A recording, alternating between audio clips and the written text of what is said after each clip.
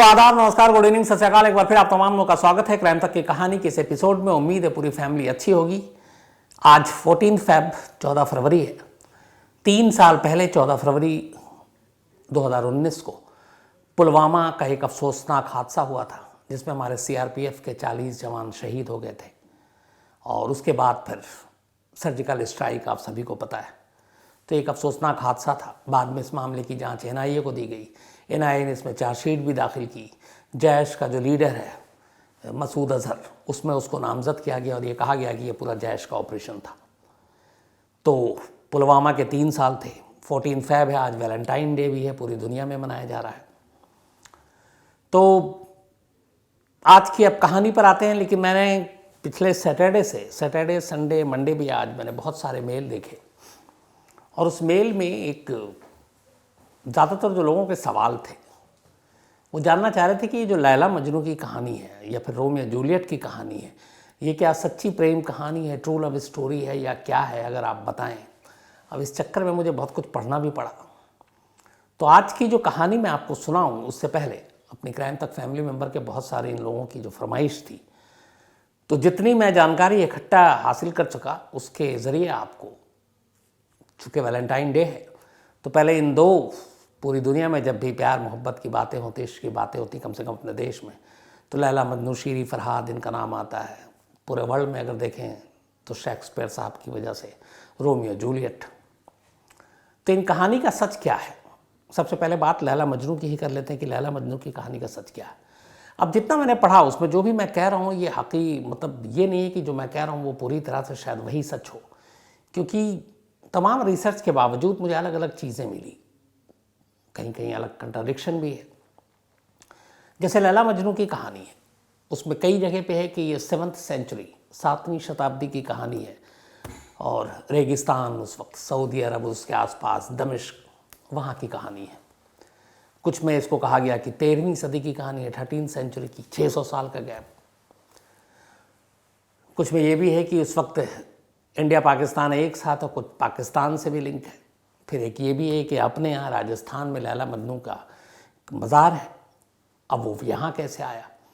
तो ये सारी कहानियाँ हैं। अब इसमें क्या सच है जितना पढ़ा, लेकिन उसमें कुछ चीज़ें जो है कॉमन है। जैसे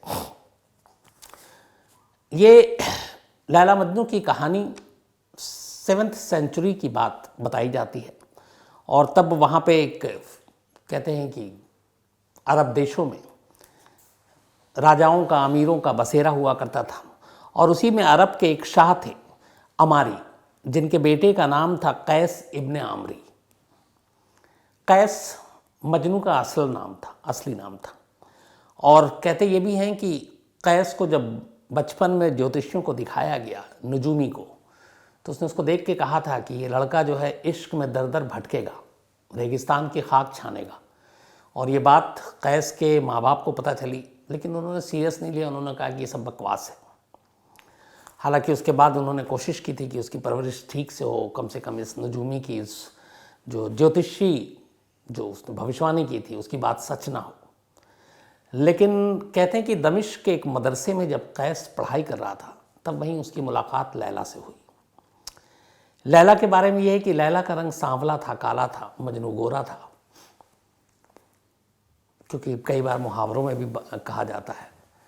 लेकिन इन दोनों में इश्क हुआ, प्यार, और धीरे धीरे लैला भी उससे बेशुमार प्यार करने लगी। लेकिन लैला के घर वाले कैस को अपनाने को तैयार नहीं थे, बहुत सारी वजह थी। बाद में लैला की शादी एक बिजनेसमैन से कर दी गई, एक व्यापारी उस वक्त बड़ा था, लेकिन लैला शादी के लिए तैयार नहीं थी और उसने शादी के बाद अपने शौहर को मजनू के बारे में, यानी कैस के बारे में सब कुछ सच सच बता दिया कि वो उससे प्यार करती है और वो किसी और की नहीं हो सकती।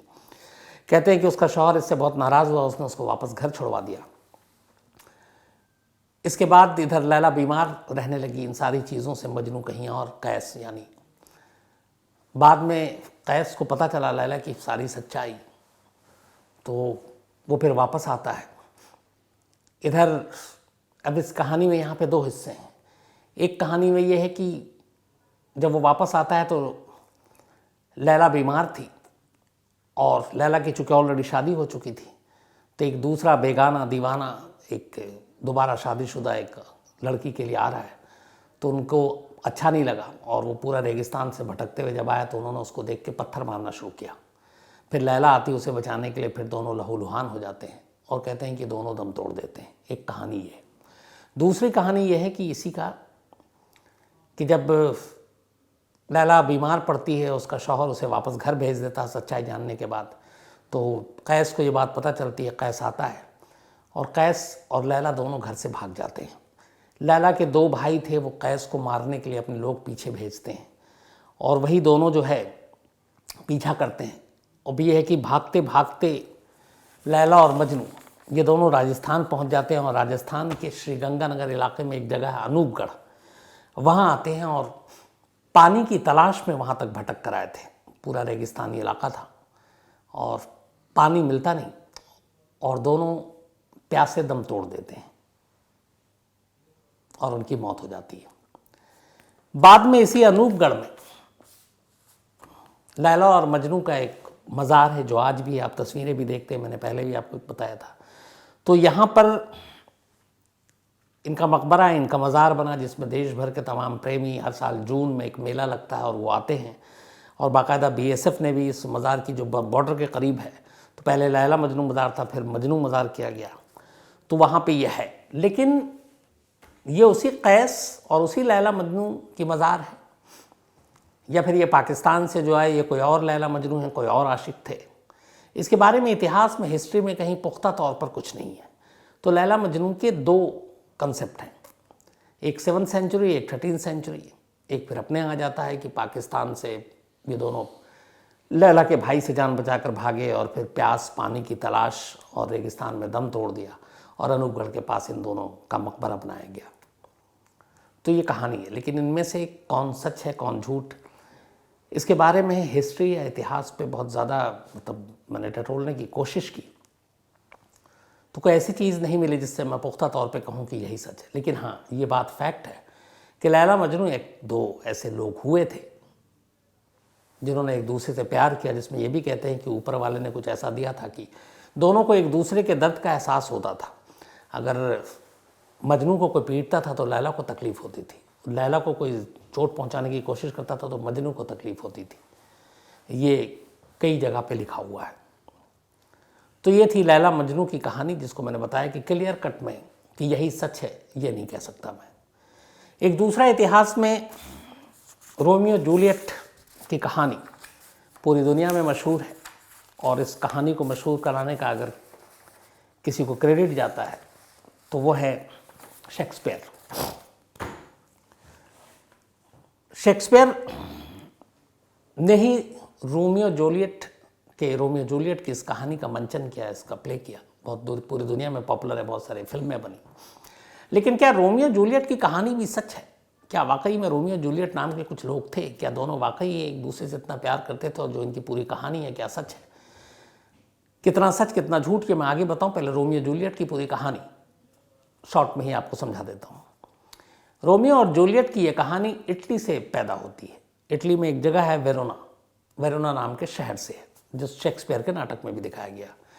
कहते हैं कि रोमियो और जूलियट जब वहाँ रहते थे उसमें 2 खानदानों के बीच में दुश्मनी थी। उस वक्त किंगडम था, राजशाही थी। एक पार्टी में रोमियो की मुलाकात जूलियट से होती है, पहली नज़र में दोनों में प्यार हो जाता है। इसके बाद दोनों चोरी छुपे मिलते हैं, हालांकि दोनों को पता था कि दोनों खानदान में दुश्मनी है, उनका रिश्ता कभी कोई एक्सेप्ट करेगा नहीं। इस दौरान में उनके एक करीबी थे फादर फायर लॉरेंस, तो एक कैरेक्टर, तो कहते हैं कि उनको भी इनके इश्क के बारे में पता चला।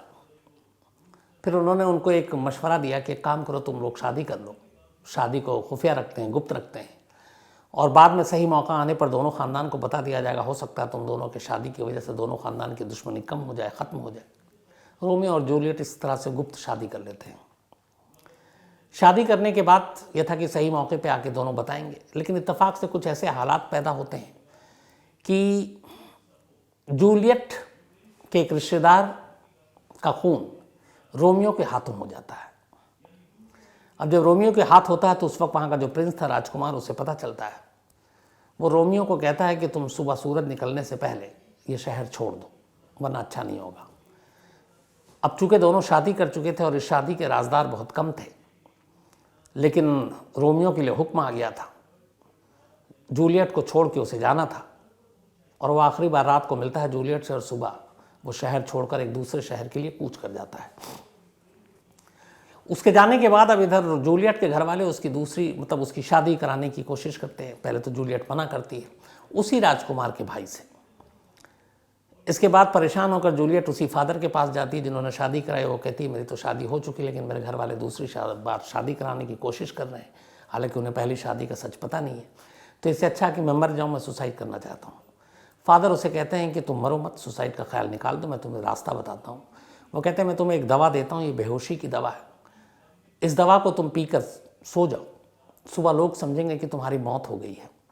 लेकिन इस दवा का असर एक ख़ास मुद्दत, एक ख़ास टाइम तक होगा, इसके बाद तुम अचानक उठ जाओगी।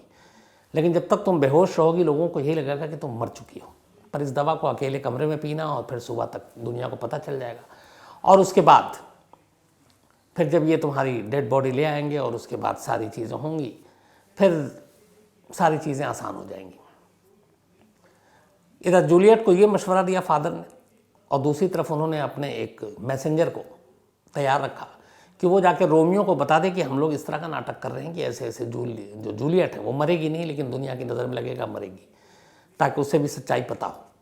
इसके बाद जूलियट फादर के कहने पर वही बेहोशी की दवा पी लेती है। सुबह फल परिवार के लोग देखते हैं, उन्हें लगता है जूलियट मर गई, मातम पसर जाता है। इसके बाद उसकी बॉडी को ले जाया जाता है। इस दौरान में इधर फादर जो है अपने एक मैसेंजर, एक हरकारे को भेजते हैं रोमियो के पास कि उसको मैसेज दे दो कि ऐसे ऐसे जूलियट मरी नहीं है बल्कि हम लोगों ने एक नाटक किया है। अब इत्तेफाक से वो जो लेटर था फादर का जिसको भेजा था लेकर, वो किसी और काम में उलझ जाता और वो रोमियो तक पहुंचता नहीं है। इधर इस शादी का जो गुप्त शादी की थी रोमियो और जूलियट ने, उसमें एक उसका राजदार था। उसे इधर पता चलता है कि जूलियट की मौत हो गई। वो जाकर रोमियो को बता देता है कि जूलियट की मौत हो गई। ये सुनकर रोमियो को बड़ा सदमा लगता है। वो अपने साथ एक जहर लेता है और जहर लेकर उस शहर में वापस आता है जिस शहर से उसे निकालने की सज़ा दी गई थी। वहाँ पे फिर उसे देखा जाता और कहते हैं कि ये रोमियो कैसे आया। फिर लड़ाई होती है। इसके बाद रोमियो जूलियट की बॉडी के पास जाता है। अब तक उसे सच्चाई नहीं मालूम कि जूलियट अभी ज़िंदा होगी। फिर उसे लगता है कि जब जूलियट ही नहीं रही इस दुनिया में तो मैं जी के क्या करूँगा, और वो जहर पी लेता है। जैसे ही जहर पीता है इधर जूलियट को होश आ जाता है और वो देखती है कि रोमियो ने जहर पी ली और अब उसकी हालत ख़राब है, वो बोलने लायक भी नहीं है। थोड़ी देर के बाद रोमियो की मौत हो जाती है। अब जूलियट को लगता है कि जिस रोमियो के लिए मैं ज़िंदा थी, जिसके लिए मौत तक का नाटक कर रही है, अब वही इस दुनिया में नहीं है तो मैं क्यों रहूँ। फिर जूलियट भी अपनी जान दे देती है और इस तरह रोमियो और जूलियट दोनों की मौत हो जाती है। बाद में वो फादर जिन्होंने दोनों की शादी कराई थी वो सच बताते हैं कि ये सारी चीज़ों में मेरा रोल है, मैंने दोनों की शादी कराई है, मैंने आइडिया दिए। फिर उस वक्त के राजकुमार को एहसास होता है, उनका कहना है कि अगर दो ख़ानदान के बीच में दुश्मनी न होती तो शायद रोमियो और जूलियट को जान न देनी पड़ती, दोनों खुश होते, ज़िंदा होते। उसके बाद उस राजकुमार ने कहा कि आज के बाद दोनों ख़ानदान अपनी दुश्मनी भुलाकर प्यार मोहब्बत से रहेंगे, एक साथ रहेंगे। और फिर दोनों ख़ानदान के बीच की दुश्मनी ख़त्म हो गई और दोनों फिर मिलजुल कर एक साथ रहने लगे। तो ये कहानी थी रोमियो और जूलियट की। लेकिन क्या वाकई वे रोम शहर में रोमियो और जूलियट नाम के कोई ऐसे किरदार थे, कैरेक्टर थे? कहा जाता है कि जब शेक्सपियर ने ये कहानी लिखी थी तो उन्होंने ये कहानी एक ट्रू स्टोरी से इंस्पायर होकर लिखी थी, ये जो पूरा नाटक था। और इटली में ऐसे कैरेक्टर थे। लेकिन फिर यही है कि इतिहास इसके बारे में अलग अलग बातें कहता है। तो ये शेक्सपियर की उपज थी रोमियो और जूलियट उनके दिमाग की, या रोमियो और जूलियट वाकई थे, वास्तविक है, सच्चाई है? इस बारे में भी दावे से और ठोक के कहना थोड़ा मुश्किल है। लेकिन चूंकि हम सभी जानते हैं, जब मुहावरे देते हैं लैला मजनू, रोमियो जूलियट, लेकिन रोमियो और जूलियट से एक और चीज़ है जिस वक्त मुझे लगता है कि शेयर करनी चाहिए। हम जब भी किसी सड़क छाप मजनू की बात करते हैं या बहुत सारे ऐसे अपने, जैसे लास्ट कुछ साल पहले आपको याद होगा यूपी में एक मजनूओं को पकड़ने का दस्ता अभियान चला था, तो जब भी बात होती है तो कहते हैं ये रोमियो है, रोमियो, सड़क छाप रोमियो। जबकि अगर आप शेक्सपियर के रोमियो की तरफ आप देखें और जाएं तो वो सड़क छाप और मजनू या छिछोरा या छेड़ने वाला इस तरह का नहीं था। उसने सिर्फ एक लड़की से प्यार किया, जूलियट से, और उसके लिए अपनी जान दी। तो ऐसे लोगों के साथ कंपेयर करना रोमियो का नाम लेकर मुझे लगता है कि वो शायद ठीक नहीं है, क्योंकि रोमियो की इमेज अलग थी। रोमियो एक अलग कैटेगरी में, और जो हमारे यहाँ सड़क छाप मजनू हैं उनकी तो खैर कैटेगरी अलग ही है। तो बहुत सारे लोगों की फरमाइश थी, पता नहीं इस फरमाइश के लिए मुझे क्या क्या करना पड़ेगा, लेकिन कल संडे था, कल मैंने काफ़ी वक्त इस पर बिताया, कोशिश की कि कुछ सच्चाई ढूंढ के लाऊं जितनी जगह पे गया, और तभी मैं अभी दोनों को बता तो चुका आपको, लैला मजनू और रोमियो जूलियट। लेकिन क्या फैक्ट है, कितना सच है, ये मैं दावे से नहीं कह सकता, बट आप लोगों की फरमाइश थी इसलिए आपके सामने जितनी जानकारी थी मैंने रख दी। अब आते हैं आज की कहानी के ऊपर। एक शहर जो आबाद हुआ 1905 में, 1905 में 1905 में उस शहर में एक पुलिस बनी लॉ एंड ऑर्डर के लिए। 100 साल से ऊपर बीत गए और उस शहर की पुलिस आधे से ज़्यादा वक्त, यानी करीब 58-60 साल तक एक केस में उलझी रही और उस एक केस को सुलझा नहीं पाई। करीब 58 साल गुजरने के बाद एक 18-20 साल का लड़का सामने आता है और कुछ महीनों की मेहनत के बाद उस केस को सुलझा देता है, जिस केस को 58 ईयर्स तक किसी ने नहीं सुलझाया। एक शहर की जिसकी पुलिस की हिस्ट्री 100 साल 110 साल है, उसमें 58 साल तो उस केस में लगा दिया, नहीं सुलझे। न जाने कितने आईओ आए, इन्वेस्टिगेटिव अफसर, न जाने कितने पुलिस अफसर आए अलग अलग वक्त में, इन 58 सालों में कोई नहीं सुलझा पाया। 18-20 साल का एक स्टूडेंट, एक लड़का इस केस को सुलझा देता है। ये जो केस है बेशक 58 साल पुराना है, लेकिन पिछले हफ्ते लास्ट वीक इसी शहर में एक प्रेस कॉन्फ्रेंस हुई। सिर्फ लास्ट वीक की बात कर रहा हूं मैं, इसी फरवरी में 2022 में। इस प्रेस कॉन्फ्रेंस की खास बात यह थी, और शायद ऐसी प्रेस कॉन्फ्रेंस या ऐसी तस्वीरें दुनिया में बड़ी कम देखने को मिलती हैं, जो शहर के मौजूदा पुलिस चीफ, उनकी टीम और 58 साल पहले से लेकर इन 58 सालों में जितने पुलिस अफसर ने इस केस पे काम किया, वो सारे उस प्रेस कॉन्फ्रेंस में मौजूद थे। क्योंकि ये प्रेस कॉन्फ्रेंस की अहमियत ये थी कि 58 साल पुराना एक केस खोला जा रहा था। 58 साल से कत्ल और रेप का जो मामला था वो उजागर होने जा रहा था, और उन तमाम पुलिस अफसरों को बुलाया गया जिन्होंने किसी न किसी शक्ल में, किसी न किसी वक्त में इस केस पे काम किया, इस केस को इन्वेस्टिगेट किया। तो ऐसे सारे पुलिस अफसर, जितने लोग जिंदा थे, इनमें से कई की तो मौत भी हो गई, वो गवाह थे इस प्रेस कॉन्फ्रेंस के। क्योंकि वजह ये थी कि शहर में इससे बड़ा, इससे अनसुलझा केस इतने लंबे वक्त तक, इसकी कोई दूसरी मिसाल नहीं थी। कहानी 1964 की है, 18 मार्च 1964। कहानी अमेरिका की है। पेंसिल्वेनिया में एक शहर है जिसका नाम है हेजल्टन। यहां पे एक 9 साल की बच्ची रहती थी, उसका नाम था मारिस शिवेरेला। मारिस की उम्र 9 साल थी, स्कूल में पढ़ रही थी।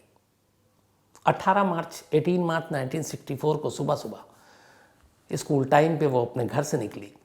अपनी टीचर को उस दिन उसे कोई गिफ्ट देना था, उससे एक दिन पहले उसने वादा किया था। वो गिफ्ट लेकर घर से निकलती, घर के पास में बिल्कुल स्कूल। लेकिन थोड़ी देर के बाद पता चलता है कि मारिस स्कूल नहीं पहुंची। टीचर का मैसेज घर तक आता है, घर वाले परेशान। 2 घंटे के बाद घर और स्कूल के बीच में एक गड्ढे से 9 साल की बच्ची मॉरिस की लाश मिलती है।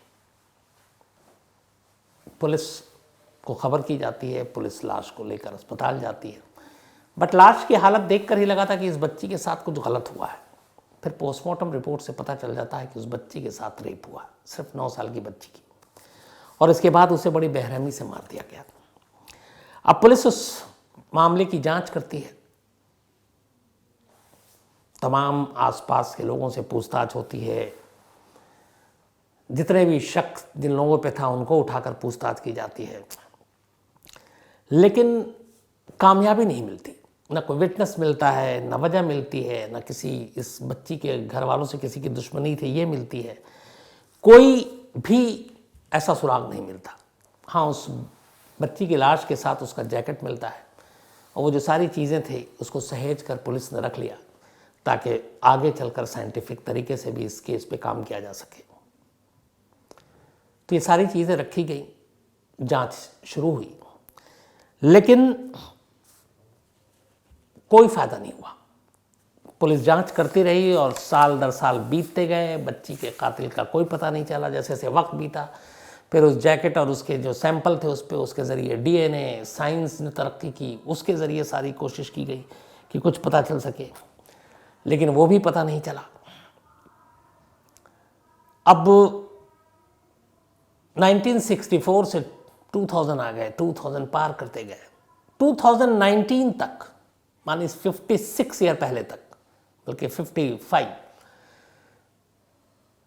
64 के केस को 2019 तक पुलिस इन्वेस्टिगेट करती रही। पुलिस की भी लेकिन तारीफ करेंगे कि उन्होंने हिम्मत नहीं हारी। मतलब 55 साल हो गए, 55 साल में भी हर नया पुलिस अफसर आता, इस केस की फाइल पे एक नज़र ज़रूर डालता, फिर उसकी तफ्तीश करता, हर छोटी से छोटी जानकारी जो केस से रिलेटेड है वो भी लेता और उसके बारे में छानबीन करता। 2005 के बाद जब साइंस ने तरक्की की, उस बच्ची के साथ पास से जो जैकेट मिले, बाकी चीज़ें मिली, उससे फिर उसकी डीएनए और बाकी चीज़ों की एक तरह से उस लाइन पे तफ्तीश की गई। तो उस जैकेट से भी कुछ सैंपल मिले थे, लेकिन इत्तेफाक से वो सैंपल रिटर्न में किसी से मैच नहीं कर पाया। हालांकि जितने डेटाबेस उनके पास तब तक जमा हो रहे थे उन सब से भी कराया, लेकिन किसी भी क्रिमिनल से या किसी भी आम जो डेटाबेस था उससे किसी का मैच ही नहीं हो रहा था। तो कुछ पुलिस को क्लू ही नहीं मिल रहा था कि इस बच्ची का कातिल कौन है, रेपिस्ट कौन है। और पुलिस के लिए चैलेंज, पुलिस अपना काम कर रही है, वक्त बीतता जा रहा है। जितने सस्पेक्ट थे सबके रिकॉर्ड खंगाल लिए पुलिस ने। हर नए साल में सब जो चीज़ें नहीं आ रही हो उसके हिसाब से भी जांच कर रहे हैं, कोई फायदा नहीं हुआ। इसी दौरान पहली बार इस केस में एक सबसे बड़ा मोड़ आता है 2019 में।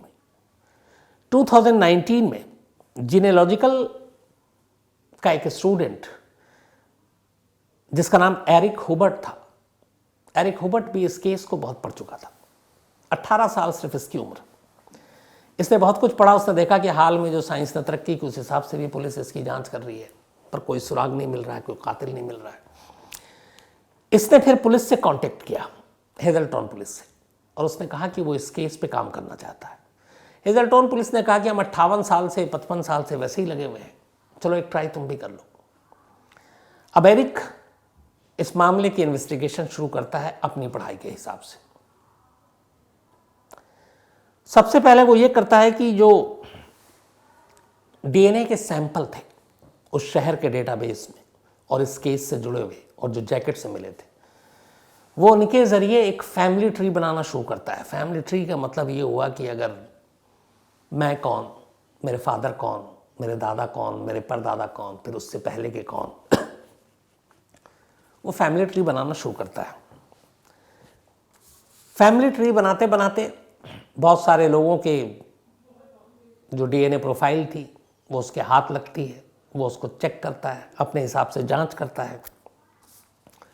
धीरे धीरे बहुत सारे लोगों को उसमें से निकालता जाता है। करीब 2 साल बीत जाते हैं, 2019 से 2021 आ जाता है। एरिक अब 20 साल का हो गया और अचानक लास्ट ईयर 2021 ख़त्म होने, दिसंबर की बात है ये, उसे कामयाबी मिलती है। एक फैमिली ट्री में जाते जाते जाते उस फैमिली ट्री से जुड़े हुए एक शख्स से मॉरिस के उस जैकेट पे जो सैंपल था उसका मिलान कर जाता है, वो मैच हो जाता है। और तब पता चलता है कि कातिल और रेपिस्ट कौन है। जब उसकी पूरी जांच की गई और पुलिस पुख्ता तौर पर मान चुकी कि यही है सैंपल और 100% मैच कर गया है उस जैकेट से और इस फैमिली ट्री के मिलान से, तो शख्स का नाम सामने आया। उसका नाम था जेम्स पॉल। 1964 में जब मॉरिस का रेप और मर्डर हुआ तब उसकी उम्र थी 20 साल, 20 ईयर। जेम्स पॉल और 2 मामलों में पकड़ा गया था। उसके रिकॉर्ड, डेटा और डीएनए भी थे पुलिस के पास, सैंपल मतलब बाकी चीज़ें, एक छेड़खानी के मामले में और एक मारपीट के मामले में।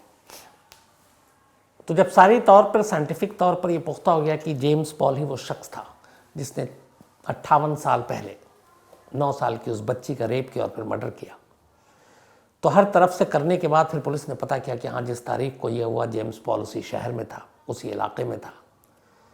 इधर डीएनए ने काम कर दिया अपना, फैमिली ट्री से पता चल गया। अब बारी थी जेम्स पॉल को पकड़ने की। जेम्स पॉल की अब उम्र 36 साल हो गई थी। जब ये क्राइम किया था तब उसने 20 साल का था। 58 साल के बाद एक केस को पुलिस ने सुलझा लिया। कातिल का नाम, चेहरा, पता सब पुलिस के सामने। लेकिन फिर यहाँ कहानी में ट्विस्ट। पुलिस कातिल जेम्स पॉल को 58 साल के बाद बेपर्दा तो करती है पर पकड़ नहीं पाती। उसकी वजह ये थी कि जब उसकी उम्र 36 साल की थी तभी हार्ट अटैक से उसकी मौत हो गई। यानी कातिल को ऊपर वाले ने अपने तौर पे ही सज़ा दे दी। कानून के हाथ नहीं लगा, लेकिन कातिल का पता चल गया। इसके बाद अब ये प्रेस कॉन्फ्रेंस बुलाई गई पिछले हफ्ते। बाकायदा उसकी तस्वीर दिखाई गई जेम्स पॉल की। पूरी जो सीक्वेंस थी क्राइम की वो प्रेस कॉन्फ्रेंस में बताई गई। सारे नए पुराने जितने लोगों ने इस केस पे काम किया उन सारे लोगों की मौजूदगी में बताई गई। एरिक, जो 18 साल का बच्चा अब 20 साल का, जिसने केस सॉल्व किया, उसकी तारीफ हुई। इसके बाद मॉरिस के कुछ रिश्तेदार आए। माँ बाप इस दुनिया में अब रहे नहीं।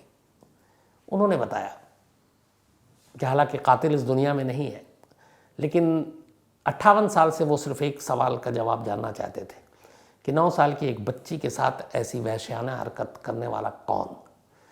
और अब उनके सामने वो नाम भी और चेहरा भी है। अब उन्हें सुकून मिला। हालांकि उनका कहना था कि 9 साल की उम्र में मॉरिस जो है वो नन बनना चाहती थी और सोशल वर्क करना चाहती थी, समाज सेवा। लेकिन 9 साल की उम्र में ही उस मासूम की ज़िंदगी छीन ली गई थी। बट 58 साल के बाद आखिरकार मॉरिस के कातिल, उसके बलात्कारी का पता चला। लेकिन यहाँ पे ये कि पता तो चला, लेकिन करीब 22 साल पहले वो भी इस दुनिया से जा चुका था। तो ये थी अजीब सी कहानी। अब कहानी ख़त्म करूं उससे पहले आज का अपना का सिलसिला बढ़ाते हैं। भूमि पटेल, इनका जन्मदिन है, तो हैप्पी बर्थडे भूमि पटेल। और ये कैलाश पटेल छत्तीसगढ़ से हैं, इनकी बेटियां हैं। इसके अलावा सलमान अहमद का भी आज जन्मदिन है, हैप्पी बर्थडे सलमान। जुमाना नागरवाला का भी जन्मदिन है, happy birthday Jumana. Happy birthday Saraswati Paul ji. और ये शुभांकर पॉल कोलकाता से, उनकी पत्नी है। इसके अलावा हैप्पी बर्थडे पल्लवी सुयास जी ने भेजा, इनकी पत्नी है। हैप्पी बर्थडे कल्याण दुबे जी, तो कल्याण दुबे का भी जन्मदिन है। और स्वास्तिक एंड एडविको द्विवेदी विश्रामपुर से इन लोगों ने भेजा है, थैंक यू वेरी मच। पवन कुमार शर्मा हैं, इनका भी आज जन्मदिन है, तो हैप्पी बर्थडे पवन। और रिंकू जीत कौर, और बल्कि पवन कुमार शर्मा और रिंकू जीत कौर इन दोनों का जन्मदिन है, तो हैप्पी बर्थडे आप दोनों को। अनु शर्मा ने भेजा है। इसके अलावा शमा खान का बर्थडे कल था 13 को, बिलेटेड हैप्पी बर्थडे शमा जी। अफसर खान ने भेजा है, इनकी पत्नी है, वाइफ है। इसके अलावा महेंद्र सिंह, ये लहार भिंड चंबल से हैं, इनका भी जन्मदिन है, हैप्पी बर्थडे महेंद्र भाई। साथ में हम्माद खालिद, इनका भी जन्मदिन कल था, तो हैप्पी बर्थडे बिलेटेड। और मोहम्मद नदीम वाशिम महाराज से भेजा है, इनके बेटे हैं। इसके अलावा रितिका और राजेश जी कनाडा में हैं, इन दोनों की एनिवर्सरी है, आप दोनों को बहुत बहुत बधाई। दीपक ने भेजा है। अश्वनी जी एंड अनिल जी की भी एनिवर्सरी है, और नेहा भाइक ने भेजा है, तो आपको भी बहुत बहुत बधाई। और साथ में रेणुका आधिया और हितेश आधिया, दोनों साउथ अफ्रीका में हैं, और इनके बेस्ट फ्रेंड एकता डागा सूरत से, उन्होंने विश किया था। तो पूरी क्राइम तक फैमिली की तरफ से आप लोगों को बहुत बहुत बधाई। और एक ख़ास बात, आज यूट्यूब का भी बर्थडे है, तो हैप्पी बर्थडे यूट्यूब, जिस पे आप ये कहानी भी सुन रहे हैं। 14 फ़रवरी 2005 में यूट्यूब का जन्म हुआ था, 14 फरवरी 2005। हालांकि फिर 1 साल के बाद ही अक्टूबर 2006 में गूगल ने ख़रीद लिया था यूट्यूब को। तो हैप्पी बर्थडे यूट्यूब। इसके अलावा डॉक्टर इरफानुल्लाह खान लखनऊ से लिखते हैं, और इन्होंने अपनी अम्मी की दुआएं भी भेजी हैं, कहानियाँ सुनते हैं दोनों, तो शुक्रिया दिल से आप दोनों का।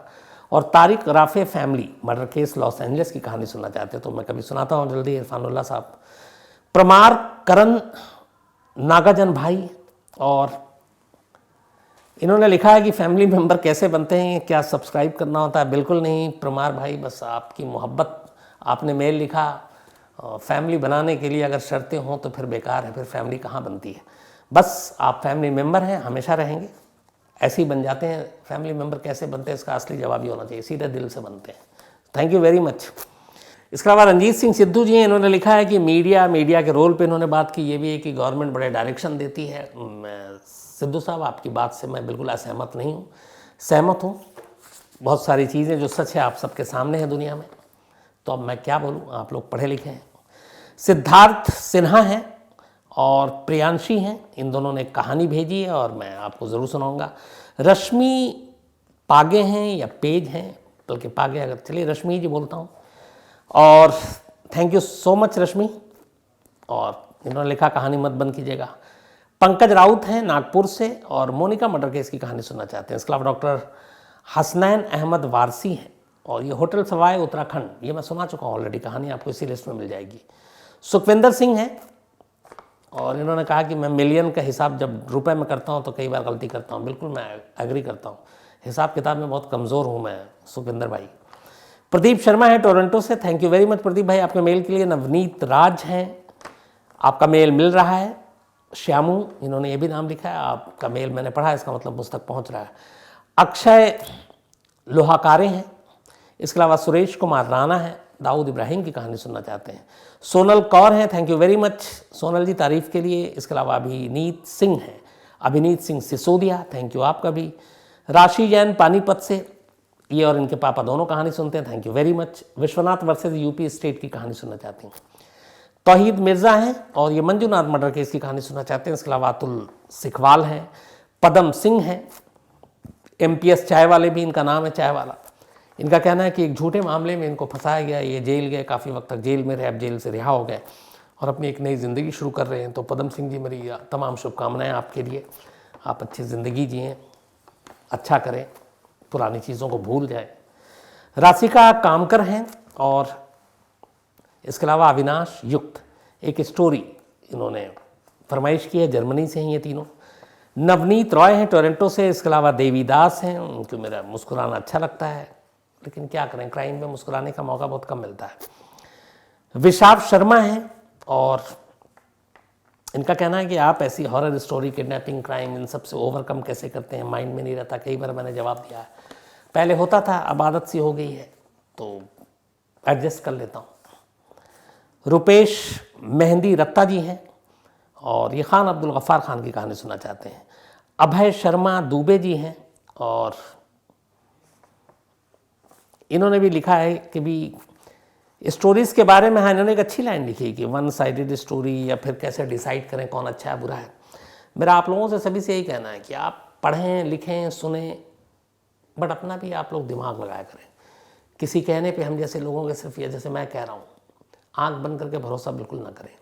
जहाँ जहाँ डाउट हो उसको ज़रूर चेक किया कीजिए।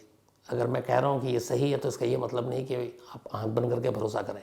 आप क्रॉस चेक करेंगे, डबल चेक करेंगे, कभी मार नहीं खाएंगे। जैसे हमें क्राइम रिपोर्टिंग में सिखाया गया है कि हमेशा डाउट करो, शक पे भी शक करो, तो इससे गलत स्टोरी आप नहीं दिखा पाओगे। तो वही मुझे लगता है हर एक की ज़िंदगी का फ़लसफ़ा होना चाहिए। अगर आप डाउट करेंगे, शक करेंगे, फिर आप क्रॉस चेक करेंगे, तो शायद आप सही तक या सच तक पहुंच पाएंगे। तो थैंक यू अभय शर्मा दुबे जी, आपने अच्छी चीज़ लिखी। इसके अलावा कवि शर्मा हैं और दाभी मयूर हैं या डाभी मयूर हैं और मोहम्मद नदीम हैं, साथ में राहुल कुमार झा भी हैं। तो आप तमाम लोगों का शुक्रिया, एक बार फिर से हैप्पी वैलेंटाइन डे। अब आपसे मुलाकात होगी कल रात 9 बजे किसी नई कहानी के साथ। तब तक अपना ख्याल रखिएगा। Thank you very much.